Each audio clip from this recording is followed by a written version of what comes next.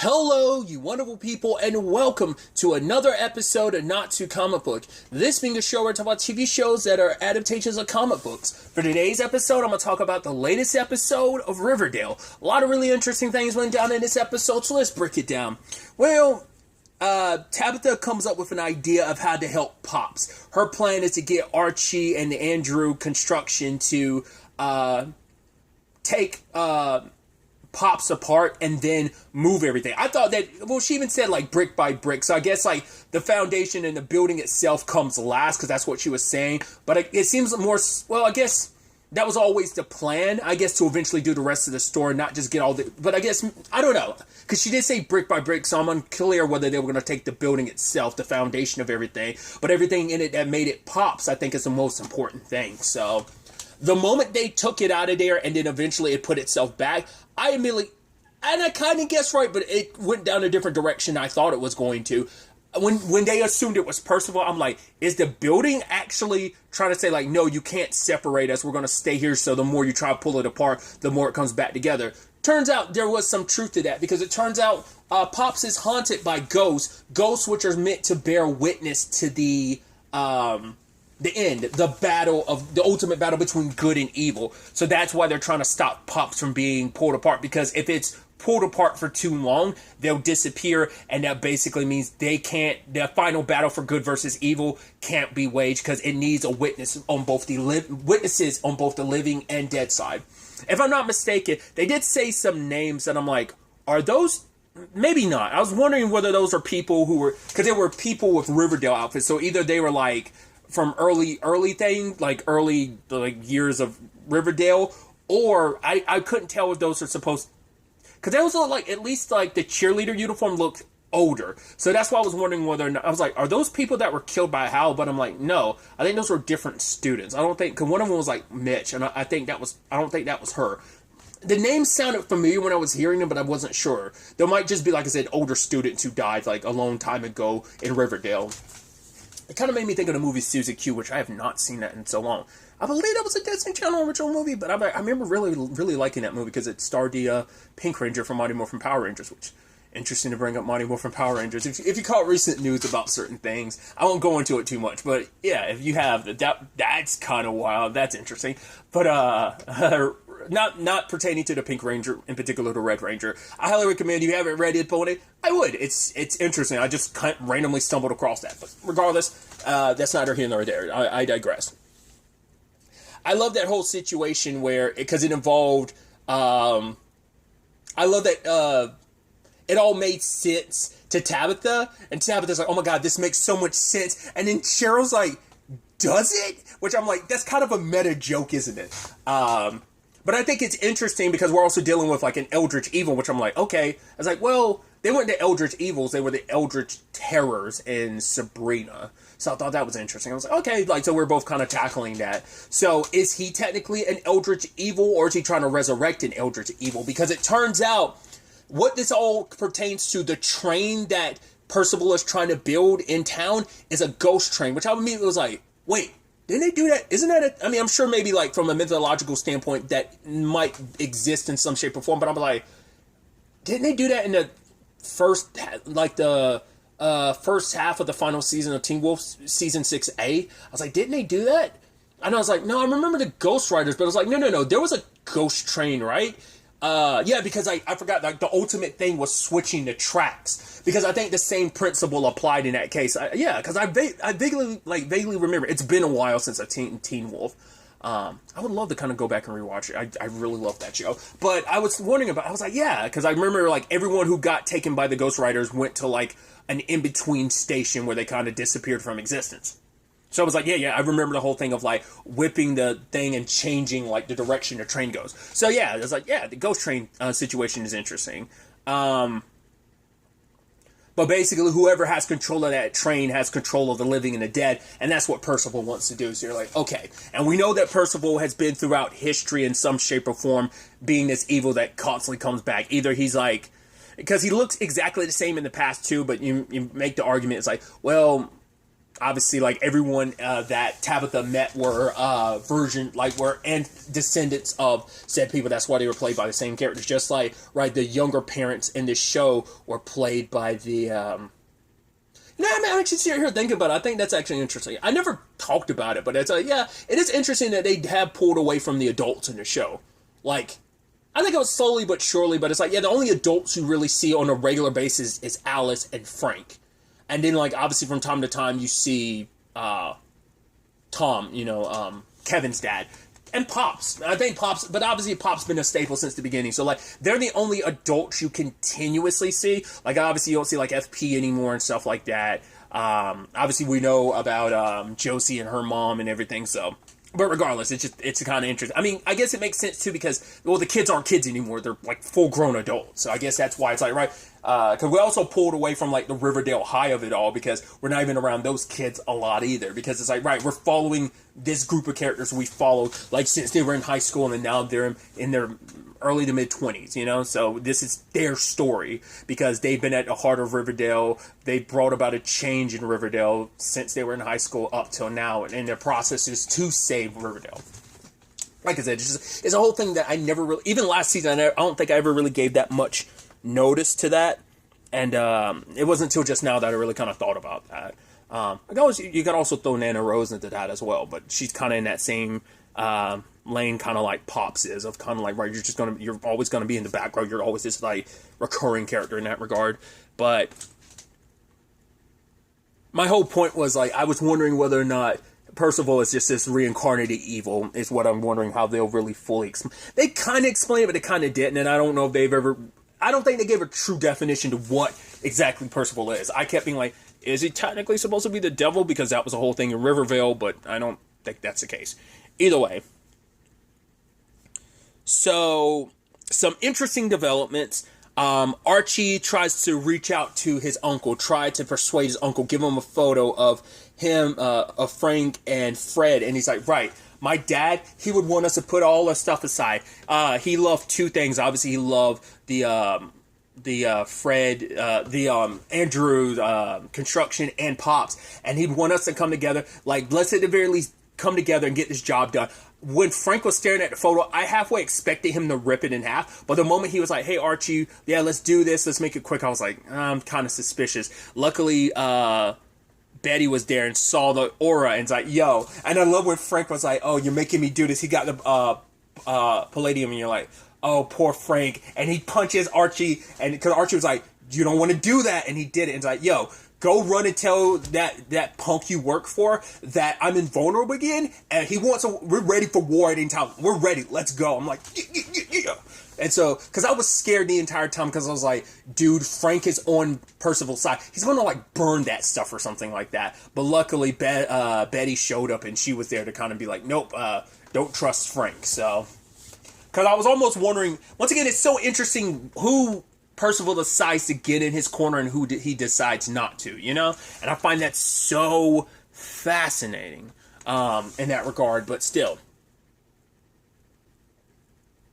So everything was kind of luckily avoided on that front, and so Pops is got rebuilt at the El Royale, which is pretty dope. I think it's kind of a nice blending of both of those, especially what both of those places have meant for Riverdale, so it's kind of neat to see them kind of combined in one like that. And obviously the ghosts are still there, so it's like, right, it still serves the purposes of the final battleground, and it's like, right, you're still going to have to deal with the El Royale kind of being haunted. I mean, it never was too much of an issue at Pop, so I'm sure it's not going to be too much of an issue at El Royale. Maybe it'll be more and more of a thing as they get closer and closer to the final battle, so.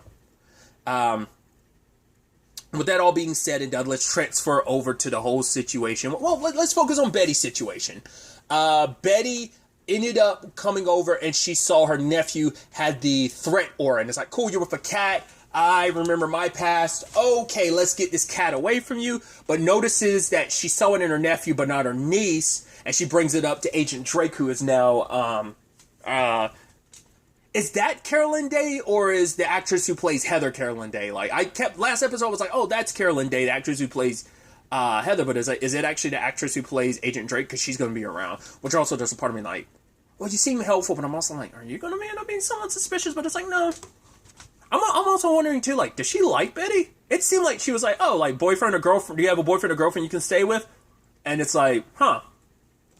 I don't know, like, she might, I don't know if she'd be, because it seemed like she might be having an interest in Betty, but I'm not sure. You know, I'm probably reading too much into that. But either way, getting into it, Betty's now trying to figure out, okay, so I noticed it in my niece, but not my nephew. Do they both have the serial killer gene? And I love that she takes him to Dr. Crow. He's like, oh, are these the subjects? And she's like, yes, my niece and my nephew. And in the way he's staring at them and putting the glove on, I'm like, oh, do you not like children or something? You're like, I don't want to get too attached. They're just the subjects I'm working on. But it turns out both of them have the serial killer gene. So you're like, okay. And I thought that was really interesting development. So I'm like, wait, so with the serial killer gene, what you can't see, you can't, no, they both don't have it.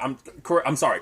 The nephew doesn't have it, but the niece does. So like for her, it's like, wait, so I can see it in my nephew who doesn't have this, the serial killer gene, but I can't see it in my niece who does have it. So now it's like, oh, and then like even Drake suggests that because Betty has the gene herself, that basically it kind of acts as like an enzyme or something, that maybe it kind of blinds her power. So that's why she couldn't see, why she didn't perceive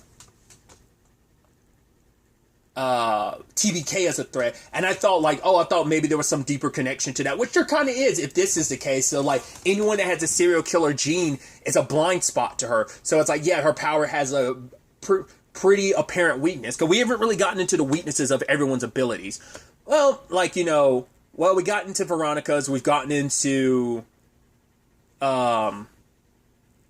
Cheryl's, we've gotten into, I mean, to be fair, we've already, like, Betty's always had a drawback to hers, was like lights, like bright lights and stuff like that mess her up, so she has to wear shades and stuff. Archie had one, but he's kind of gotten over that. Jughead's the only one we haven't gotten a clear weakness for his necessarily. I mean, I guess even Veronica's technically doesn't. I mean, it's a weakness for everyone else, so she kind of has to limit how she interacts with people, but she's got better control over it, so not as much of a weakness anymore. Because it doesn't affect her on the same level like it would to anyone else. So that's a whole thing. So, but now Betty's trying to find a way to work around that, because it turns out that Cheryl and the orderly that she caught both don't have the serial killer gene, so that's why she was able to see the aura in both of their cases. So it does seem like that running theory is applicable, but then things turn around a little bit because her mom gets mad at her, has an aura, and it's just like, oh, you're the worst. I hope you don't have children so they don't break your heart like you've broken mine doing all that you're doing. You think I'm the threat. You're the one that's, you always making, like, the fact is that Alice is saying that, like, oh, Betty, you always kind of made up excuses for stuff, like, kind of acted like there was some evil or something. Did you ever think that you were evil? It's like, Jesus, Alice. Tell us how you really feel. Because that sounds like Alice from both under Percival's control, plus like how she was spitting that type of venom. I mean, her and Polly more so, back with the whole farm situation. So it's like, in the long run, Alice, I think you've done a lot more harm than good with everything that you've got associated with. The fact is, we're talking about you who just admitted to burying a body with your husband all those years ago, getting mixed up in the farm, now Percival.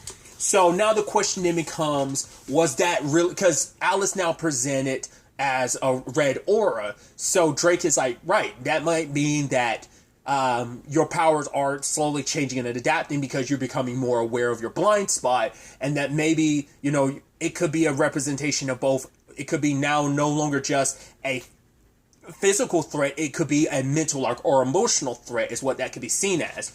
So now, but Betty later on talks about she sees an aura in someone she never saw before, and she looks at the mirror and she sees an aura around herself, and she's like, right, is that person a threat to themselves or all the people she cares about? So she's thinking like Archie, all her friends, maybe Riverdale. My initial thought was, well, because Betty says she never saw it before, but part of me wonders, is that because, well, let's not forget, Percival has gotten to her. We don't know if he's going to her again since finding out about Archie's weakness to palladium and using it against him. So we haven't really circled back to that, but maybe he's still secretly visiting her and she doesn't realize it. That was my initial thought, but not unless it is supposed to be a thing of maybe with her power, she is potentially a threat to the people around her, or maybe it's supposed to represent like her darker nature is there. She does have the serial killer gene that eventually her darker nature will get the best of her because Percival can. But that seems so dependent on him getting control of her, but maybe it's supposed to be like, this darkness is here in you. You can now see it in those are the serial killer genes, so now you're able to see your darker nature. It's just about a matter of it's there, but it's just dependent on... Because it was like, no, if it was about... Because the threat seems like it's a more an imminent threat. Like, if this person's about to go do something, the aura is there. So for her to see it must mean it must be a more imminent thing. Because if not, like, if it was just like, oh, the darkness in you, but Betty has better control over it, or maybe something's going to come up so that she doesn't. Once again, maybe that tracks back to Percival having control over her. I don't know. There's a lot of speculation on that front of what that means, because even Betty doesn't know what it means, and I don't know if Drake could ever give her a clear answer on that. So we'll have to wait and see on that front. Then there's the whole Cheryl and Heather thing. Them hitting it off like that. And I love Cheryl being like, oh, like, I was thinking of making Thorn Hero into like a library or something. It's like, you could have just told her, no, I want to spend more time with you, because, Cheryl talks about, hey, like, she was in an intimate relationship with Tony, but they both go on different paths. And now it's like everything with like, oh, Heather's like, yeah, she's had on and off relationships, but nothing too committed and too serious. So now it's like, hey, you could have just probably told her, hey, I want you to stay. I want to reconnect and stuff. But she starts reading the tarot cards and stuff. And it's like, right, one was about a change in her life, and talking about the powers in her. Then the one was the Lover's card, which now, I mean, anytime I see Arcana stuff, I'm like, I can't help but think of Persona. That's forever going to be intertwined in my brain. I always had, like, Persona in the general zeitgeist of my mind just because of that. But also, like, I've played 5 Royal.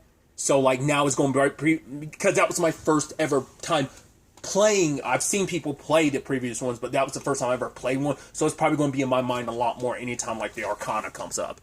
But yeah, it's like what the tower representing like what's coming to Riverdale. It's like, yeah, that's kind of Riverdale in a nutshell. So, but we find out that Heather is a witch.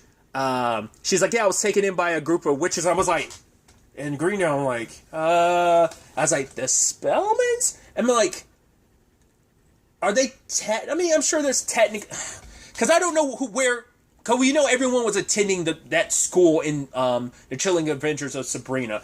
It's been a while now, so I'm blanking on what the school is called, where everyone, the witches and warlocks went. So, my thought with that is, I don't know if anyone else actually lived in Greendale other than the Spellmans. I think they're the only ones that actually, the only coven.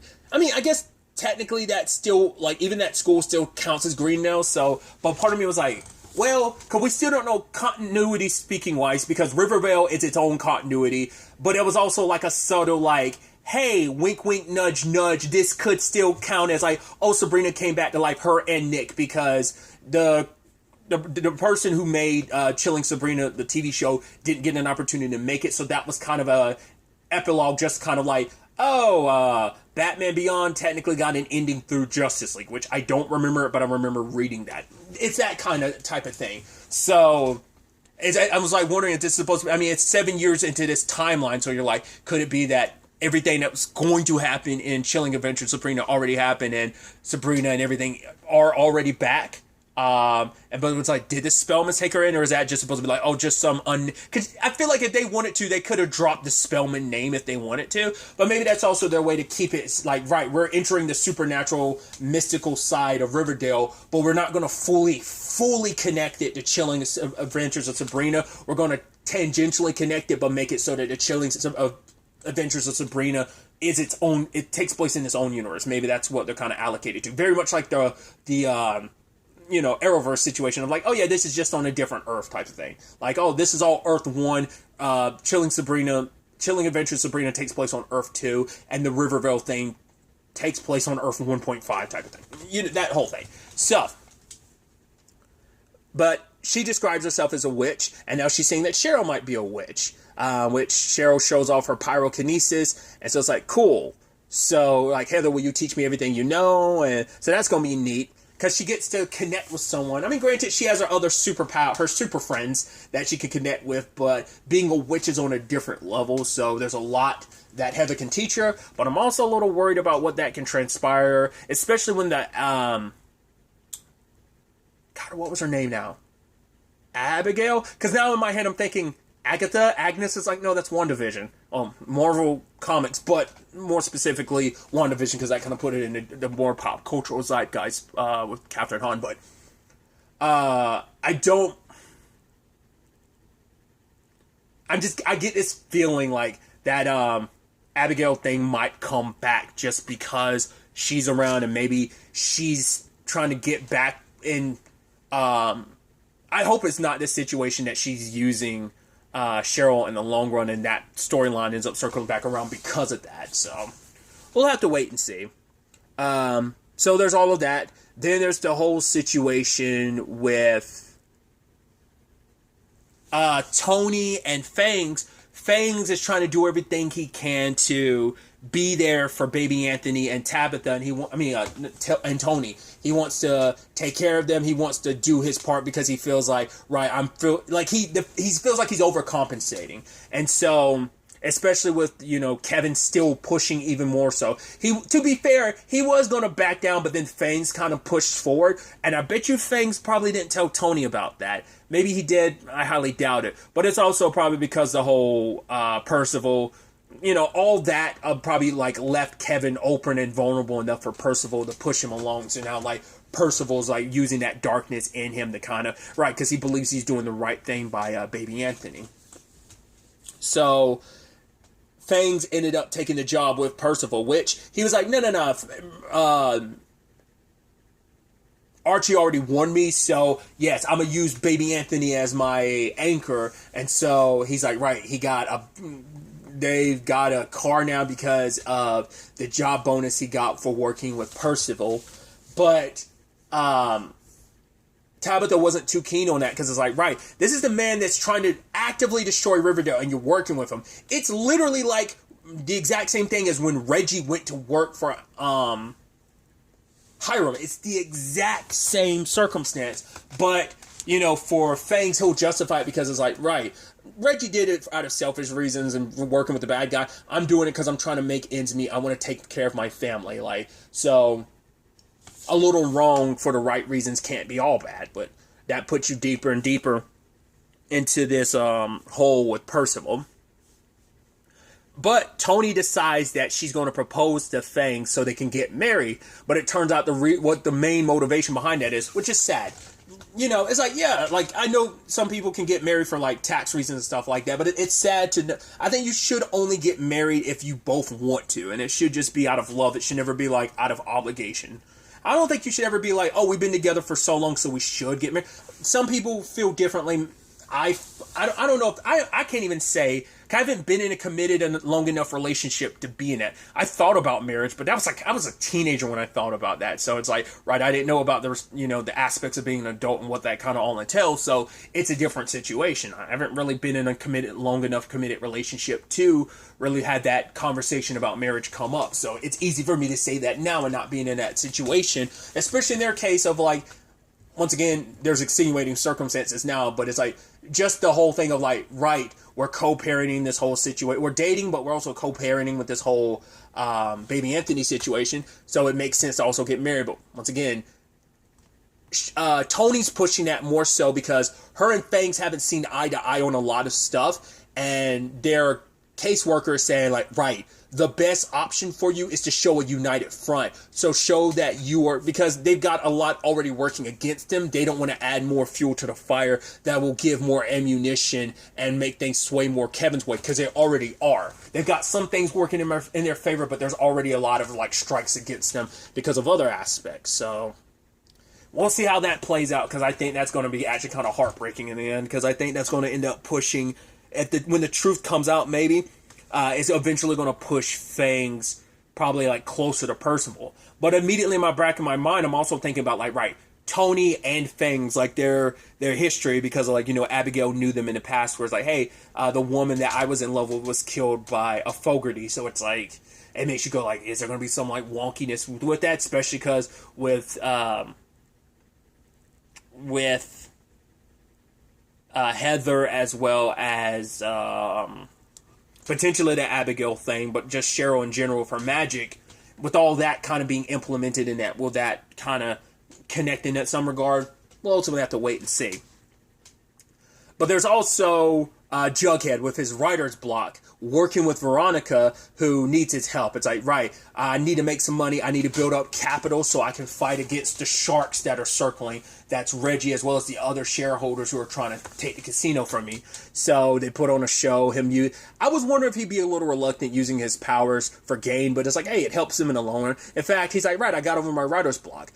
I didn't look at it too closely, but if I'm not mistaken, aren't some of those comics he's drawing, isn't that him and Birdie? Like the stuff when he was in Betty's Head last episode kind of resurfaced a lot of stuff. And that once again, I was kind of like, the fact is that he was still thinking about it at the end of the episode. I'm like, oh, you're entering a new relationship, so is she, but you were caught up in the good times, and being that close to those memories that are such a core and important part of you too, that it's probably like, yeah, that's probably going to be an issue. We'll see. Maybe I'm reading too much into it, but I from what I glimpsed at those comics he was drawing, I was like, that looks like that was stuff between him and Betty that he saw last episode, but once again, I could be wrong. So, you have all of that, but then Reggie is blackmailing her. Veronica's like, yo, I'm going to tell Percival that you killed your dad, and that's going to be it. You're going to lose your business. You're going to lose your career. So, now Jughead ends up working to...